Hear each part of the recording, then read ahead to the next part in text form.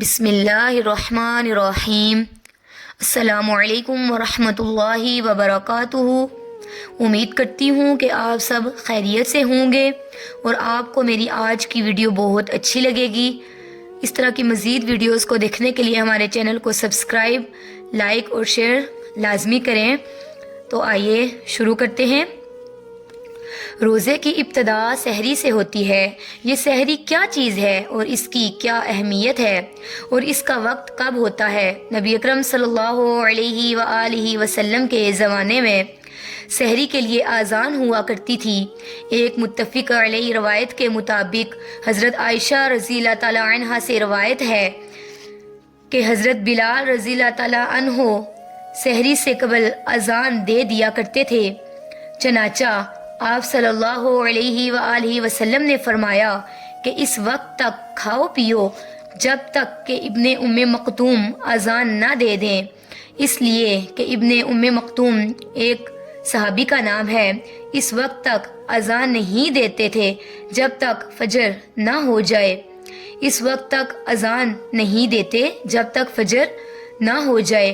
اور سحری میں یہ بات بہت اہم ہے کہ انسان کچھ نہ کچھ کھا لے یا کچھ پی لے، کیونکہ بغیر کھائے پیے روزہ رکھنا کچھ پسندیدہ نہیں۔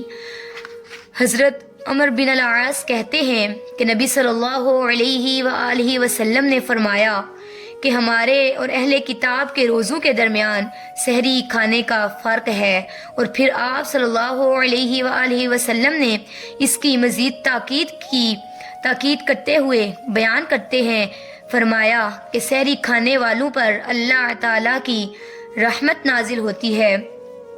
مسند احمد کی ایک روایت کے مطابق آپ صلی اللہ علیہ وآلہ وسلم نے فرمایا کہ سحری کھانا باعث برکت ہے، اسے مت چھوڑو، چاہے کوئی ایک گھونٹ پانی ہی پیے، کیونکہ اللہ سبحانہ و تعالی اور اس کے فرشتے سحری کھانے والوں پر رحمت بھیجتے ہیں۔ تو اس سے یہ پتہ چلتا ہے کہ ہمارا دین ہمیں اعتدال سکھاتا ہے۔ جہاں دن بھر کھانے پینے سے بچنے کے لیے منع کیا گیا، وہاں روزے کی ابتدا میں یا آغاز میں کھانا یا کچھ بھی کھانا پسندیدہ قرار دیا گیا اور کچھ نہ کھانا اس سے منع کیا گیا۔ سحری آپ کسی بھی چیز سے کر سکتے ہیں، باقاعدہ کھانا بھی کھا سکتے ہیں، کھجور بھی کھا سکتے ہیں، دودھ بھی پی سکتے ہیں اور پانی بھی پی سکتے ہیں۔ کسی بھی چیز سے آپ سحری کر سکتے ہیں، لیکن سحری کے وقت کھجور کھانا پسندیدہ عمل ہے۔ حضرت ابو ہریرہ رضی اللہ تعالیٰ عنہ روایت کرتے ہیں کہ حضور صلی اللہ علیہ وآلہ وسلم نے فرمایا کہ مومن کے لیے بہترین سحری کھجور ہے۔ اب سحری سے متعلق کچھ چیزیں ایسی ہیں کہ جن کا ہمیں خیال رکھنا چاہیے۔ عام طور پر بہت سے لوگ صرف سحری اس لیے نہیں کھاتے کہ وہ صبح اٹھ نہیں سکتے یا ان کو اٹھنا مشکل لگتا ہے۔ تو ظاہر ہے اگر ہمیں یہ معلوم ہو کہ سحری کھانے والوں کے لیے فرشتے دعا کرتے ہیں اور یہ ایک بابرکت چیز ہے اور سحری کھا کر روزہ رکھنا زیادہ اجر و ثواب کا باعث ہے، تو ہم اس کے لیے کوشش کریں گے۔ لیکن کوشش کس طرح کی جائے؟ تو اس کے لیے پہلی چیز تو یہ ہے کہ رات کو جلدی سویا جائے۔ ویسے بھی آپ صلی اللہ علیہ وآلہ وسلم کا طریقہ یہ تھا کہ نماز عشاء کے بعد آپ باتیں کرنے کو ناپسند کرتے تھے اور سو جایا کرتے تھے۔ تو گویا رات کے وقت انسان جلدی سو جاتا ہے اگر، تو صبح سحری کے وقت اس کو اٹھنے میں مدد مل سکتی ہے۔ پھر اسی طرح یہ ہے کہ اگر کسی کو اس وقت کھانا پکانے میں مشکل ہو تو آپ یہ بھی کر سکتے ہیں کہ رات کے وقت کچھ تیاری کر کے سو جائیں، اور اگر کھانے کو دل نہ چاہے تو پھر ایسی چیز اختیار کر لیں جو آپ کی پسندیدہ ہو، یا پھر یہ ہے کہ اس وقت آپ تھوڑا سا ہی کچھ لے لیں، کیونکہ آہستہ آہستہ یہ عادت آپ ڈیولپ کر سکتے ہیں۔ اگر ایک دن آپ تھوڑا سا کھائیں گے تو دوسرے دن تھوڑا اور کھا سکتے ہیں۔ اور پھر یہ بھی ہے کہ کھانے میں اعتدال برتنا چاہیے۔ ایسی چیزیں کھانے سے بھی پرہیز کرنا چاہیے کہ جس سے آپ کو تکلیف ہو اور آپ کو بھاری پن محسوس ہو، کیونکہ اس سے پھر عبادت کی لذت ختم ہو کر رہ جاتی ہے۔ بعض اوقات یہ دیکھا گیا ہے کہ لوگ سحری کے وقت سے صحیح فائدہ نہیں اٹھاتے۔ سحری کا وقت ایک بہت بابرکت وقت ہوتا ہے۔ اس وقت دعائیں قبول ہوتی ہیں۔ اس وقت اللہ کے حضور جھکنا اور خشوع و خضوع سے نماز ادا کرنا ایک بہترین عبادت ہوتی ہے۔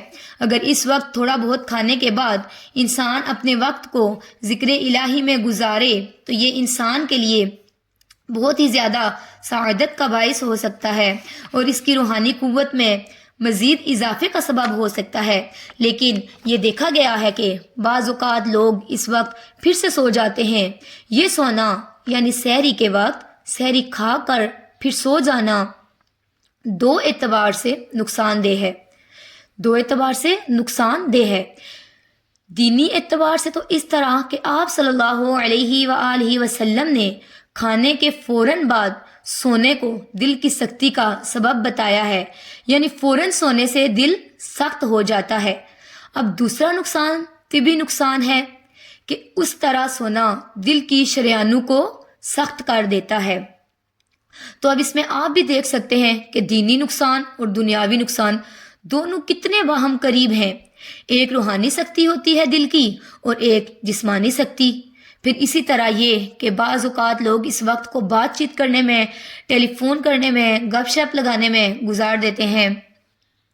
تو فجر کا وقت بہت ہی سہانا وقت ہوتا ہے۔ اس وقت کو روزہ رکھنے کے بعد نماز پڑھیے، نماز کے بعد قرآن پاک کی تلاوت کیجیے، کیونکہ ان قرآن الفجر کان مشہودا، اس وقت فرشتے حاضر ہوتے ہیں۔ ذکر اذکار کیجیے۔ نبی اکرم صلی اللہ علیہ وآلہ وسلم صبح شام کچھ مخصوص اذکار بھی کیا کرتے تھے جو صبح شام کی دعاؤں کے نام سے معروف ہیں۔ وہ دعائیں حفاظت کی دعائیں بھی ہیں۔ تو اگر اس وقت انسان ان دعاؤں کو پڑھتا ہے تو اس کے لیے بہت اجر و ثواب کا باعث ہے۔ پھر اسی طرح یہ ہے کہ سحری کھاتے وقت اس بات کا بھی دھیان رکھنا چاہیے کہ ہمارے آس پاس وہ لوگ بھی ہیں جو سحری پکانے میں یا سرو کرنے میں ہماری مدد بھی کرتے ہیں، ان لوگوں کے لیے بھی اتنا وقت بچ جائے کہ وہ بھی اچھے طریقے سے سحری کر سکیں، کیونکہ عموماً لوگ اپنے سرونٹس کو یا اپنے خدمت گاروں کو اتنا موقع نہیں دیتے کہ وہ اطمینان سے کھا سکیں۔ ہمارا دین تو ہمیں یہ سکھاتا ہے کہ ہم دوسروں کا بھی خیال رکھیں، دوسروں کی غم گساری کریں اور دوسروں کی مدد کریں۔ تو اگر ہم اپنی عبادت کے وقت خود غرض ہو جائیں گے اور دوسروں کا لحاظ نہیں کریں گے تو اس سے عبادت کی صحیح روح کو نہیں پا سکیں گے۔